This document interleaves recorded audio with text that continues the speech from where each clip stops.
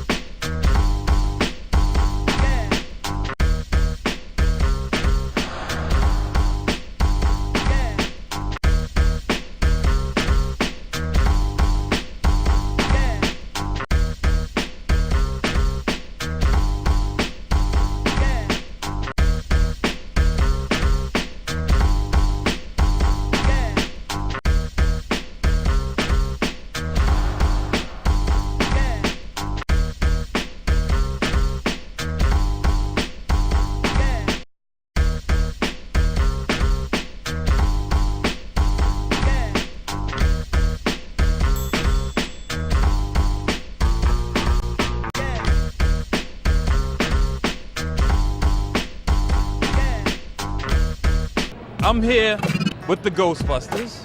Now these guys, unfortunately there's no ghosts here, but they're here to promote the new hotness coming out. So can you tell them a little bit about that? The game is basically all the creators and writers and actors came back to do the game. Bill Murray is back, Harold Ramis, Dan Aykroyd, and Ernie Hudson. Also, I do believe that Annie Potts is also going to do the voice of Janine Melnitz. Now, I gotta get close up of some of this sick gear you guys had. This is some elaborate stuff right here. Now let's. Basically, you know, this is the dangerous end. Right here. No crossing the streams. Yes, Remember that, number one folks. rule. We lost our fourth that way. Remember, we're ready to believe you. You. That's right. I'ma believe you too.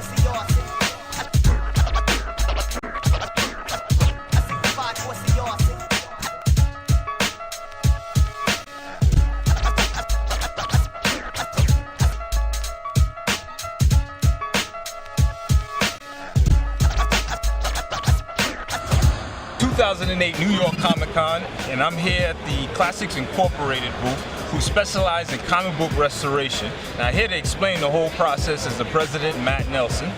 Good day. Hi, good. How you doing? All right.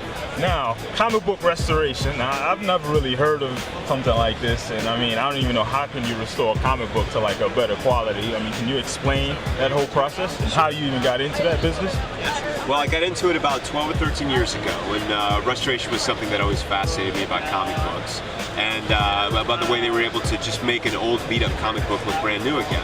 So I was able to train with a guy that started all this in the 70s. His name is Bill Sorrell. And so I had an apprenticeship with him and trained under him for a while, and then started doing it on my own.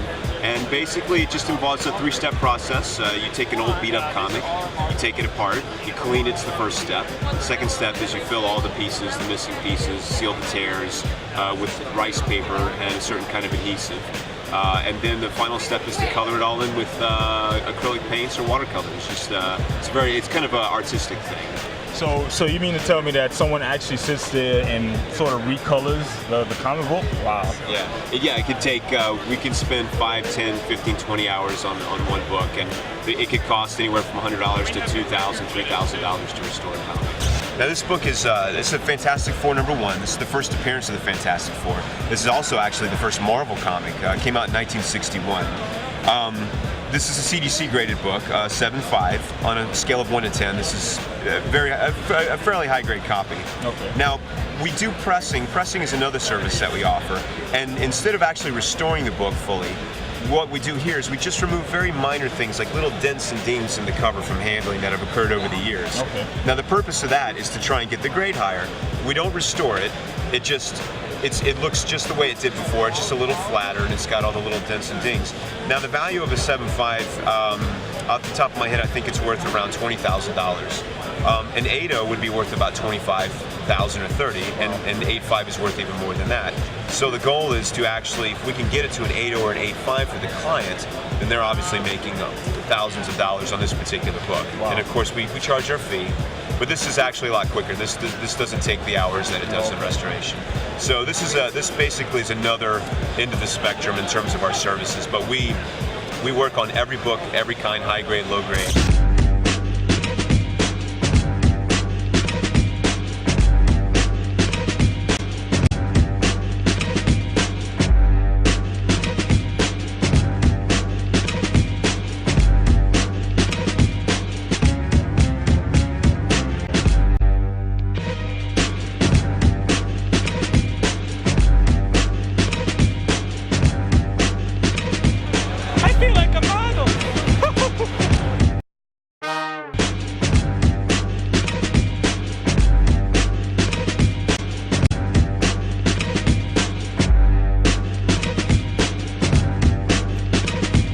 2008 New York Comic Con. I'm out here wandering the floor, and I happen to run into a good friend of mine and an ill artist, which I'm sure you've probably heard of, LaShawn Thomas. Introduce yourself. What's up? Peace. What up, New York? How y'all? So man, I happen to catch you out here. You know, I mean, you've been doing a lot of things this year. Boondocks, Ben 10, got your own books and the work. So, I mean, can you just let me know, man, what's going on, man? How you holding up? I'm chilling, man. You know, right now, we just finished up season 2 of the Boondocks. I think that's coming on DVD sometime in the summer. You know, and right now I've been working on Ben 10, Alien Force. It's a new show on Cartoon Network. It's just a whole lot of fun. I'm currently an in-house story artist on that, and we're having a lot of fun working on that. You know, pending the way the show does, you know, hopefully we'll get, you know, 2 more seasons or so. You know, I think it's gonna be a big hit for the kids. I just wrapped up, you know, proofing my second art book, Midnight Marauders. Nice. Art of LaShawn Thomas, Volume 2.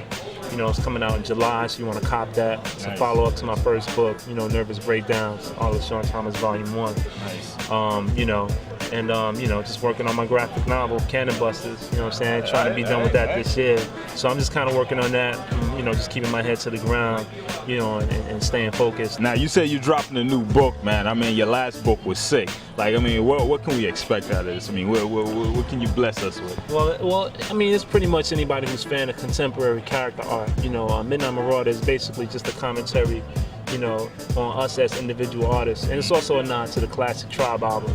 You know, no doubt. And you know, Tribe Called Quest for those who are unfamiliar. You know, yeah, youngins out there. It's a nod to that, and it's, you know, 130 pages, hardcover. You know, it's got an interview in the back, and just tons of just dope art. You know, if you're into like hip hop, anime, American animation, style hybrids, that's the type of stuff that I've been into right now, and that's the type of stuff I'm putting out. I think it's a good look for anybody who's up and coming artist and aspiring character designer. You know, it's definitely some fun stuff in there, and I got a couple of tutorials in there too for people, you know, who want to know like how I go about things step by step and have an alternative to how they do things. So it's a nice little book. You know, I think cats is gonna like it. It's really like a good thing to see cats like this on the grind, doing their thing, and really making a name for themselves and changing the game at the same time. So I just want to thank you for taking the time. Man, for sure. That's what's up. Love is love. Thanks Definitely. My boy LaShawn, you know, way back. Right, Gotta throw that in there. Gotta throw that in there. So 152nd, 10th Union, J Projects. you hear that? You know what I'm saying? You hear that? You know? Dreams do come true. Crazy, baby. All right, well, this is Sir G here, Comic Con 2008. I'm about to hit the floor. I know my feet's gonna kill me later on, but yo, let's go check it out.